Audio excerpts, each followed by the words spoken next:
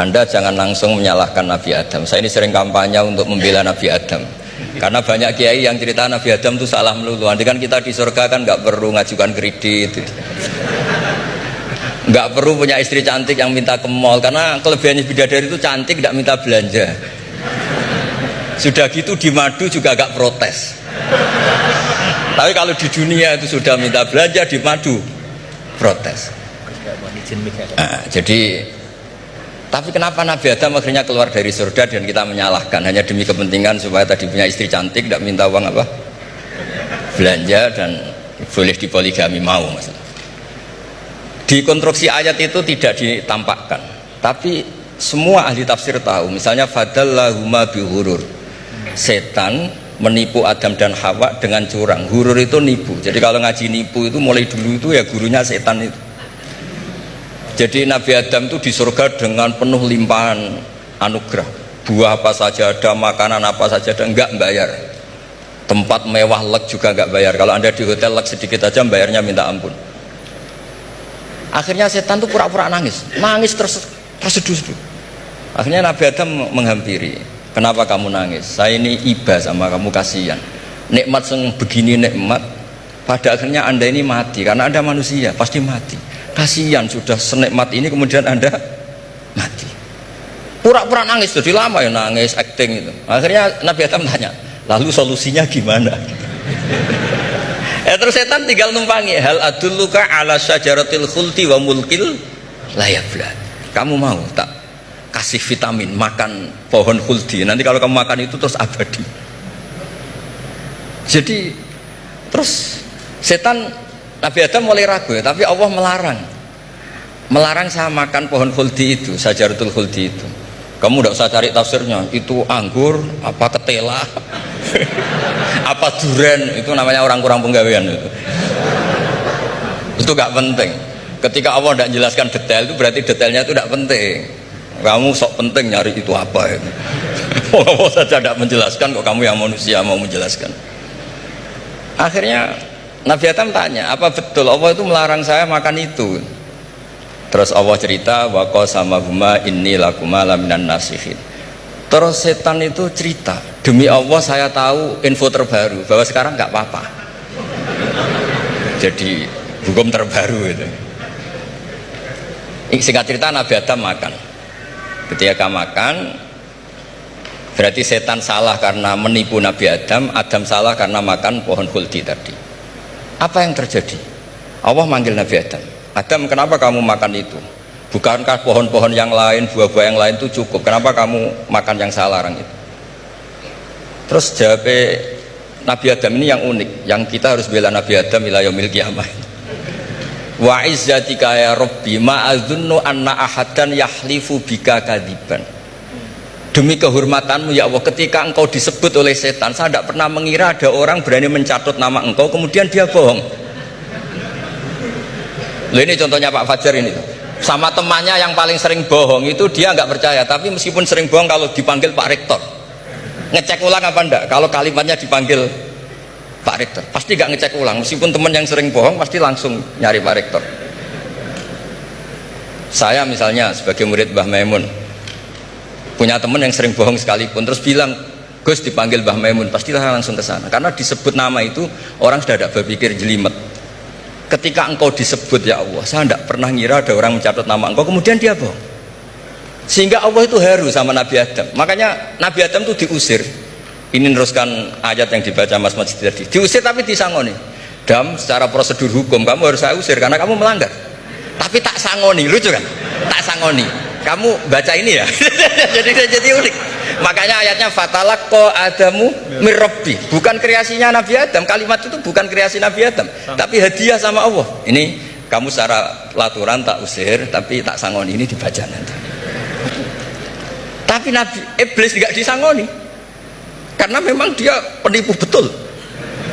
Sudah gitu akting pura-pura nangis, pura-pura ini itu, jadi bener-bener penipu ulung. Makanya sekarang pun kalau penipu itu memang harus sopan, harus nangis, itu cara untuk itu. Karena sanatnya penipuan memang begitu, sanat awalnya memang begitu, pura-pura nangis terus pura-pura itu. Jadi itu memang cara paling efektif untuk apa? Nipu. Ada sanadnya. Ada sanadnya. La ilaha illallah itu basisnya ilmu. Surga yang begitu mewah itu dibikin juga bagi yang melafadzkan la ilaha illallah. Neraka yang begitu ekstrim, sampai kalau benda dijatuhkan dari atas ke neraka itu sampai bawah nunggu 70 tahun. Bisa kamu bayangkan kalau kamu di dalam, naiknya susah itu. Ini dijatuhkan ke neraka itu sampai bawah nunggu berapa? 70 tahun. Loh, neraka sebegitu ekstrim itu dibikin untuk yang menolak la ilaha. Berarti kalimat ini kalimat spesial. Kalimat yang neraka dibikin ya atas nama itu yang menolak, surga dibikin juga atas nama itu yang menerima. Itu satu saktinya la ilaha illallah. Sakti kedua, orang kafir 70 tahun ngelafadzkan la ilaha illallah sekali langsung dihukumi mukmin. Yufar lahum ma qad salah. Qul lil ladzina kafaru iyantahu yufar lahum ma qad salah. Orang yang melafadzkan la ilaha illallah Muhammadur Rasulullah itu dosa 70 tahun kafir itu hilang semua. Bismillahirrahmanirrahim. Ini masalah nasrul ilmi. Jadi gini, banyak orang yang menyangka itu ketika sampean ingin membagikan ilmu, ingin menuntun orang kepada kebaikan, banyak yang mengatakan awakmu lakonono sek. Itu kan sering banget. Itu sangkalan semacam itu sudah muncul sejak zaman Imam Al-Ghazali. Ini sampean kalau mau nggak setuju ya silahkan. Maksudnya gini, setan itu dalam menggoda orang itu pasti menyesuaikan. Ini bocoran, saya tak kasih bocoran dari Imam Abu Hasan Asyadili. Beliau itu pernah berkata gini, cara setan menggoda pada orang yang telah mengajar itu dengan cara mengingatkan dosa-dosanya. Sama lek wis ngulang itu biasanya muncul kerentek nang ati. Oh iya aku ora iso nglakoni, oh iya aku seelek, oh iya aku seakeh dosa. Nah, ini caranya setan menggoda orang yang telah taraf mengajar kau pada seorang guru itulah. Nah, sehingga yang diharapkan setan itu sampean akhirnya kelingan dosa terus akhirnya berhenti ngajar, akhirnya ilmu berhenti tersalurkan. Sabaleni ilmu berhenti tersalurkan. Ini yang dituju setan ini. Intinya gimana? Jadi intinya itu sampean walaupun belum bisa melakukan tetap ajarkan, tetap diulangi, paham ya? Itu fatal. Dawuhnya Imam Al-Ghazali dalam Ihya Ulumuddin bab amar ma'ruf nahi munkar kan masyhur. Ada pendapat yang mengatakan kalau ingin melakukan amar ma'ruf nahi munkar, orang tersebut harus suci, nggak pernah melakukan perbuatan buruk. Sopo sing suci, katate kok sopo sing suci? Karena yang dijamin maksum itu hanya para rasul, para nabi. Sehingga Imam Al-Ghazali itu benar-benar nggak setuju pendapat ini. Beliau mengatakan pendapat ini benar-benar fatal, dapat menyebabkan ilmu berhenti tersalurkan. Sama gini, katakan gini lah, ketika sampean dulu pernah mabuk lalu akhirnya tobat, sampai akhirnya sampean tetap diperbolehkan melarang anak sampean untuk mabuk.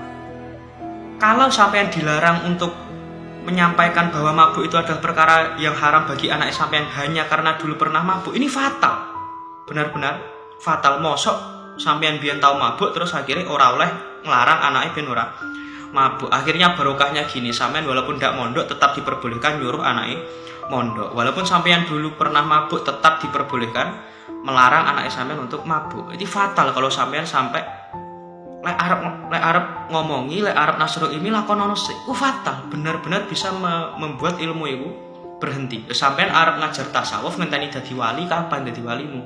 Sampean arep ngajar fikih menunggu sampai sampean harus bisa mengamalkan seluruh fikih itu, kapan nek nyampe ini sedang mati ya.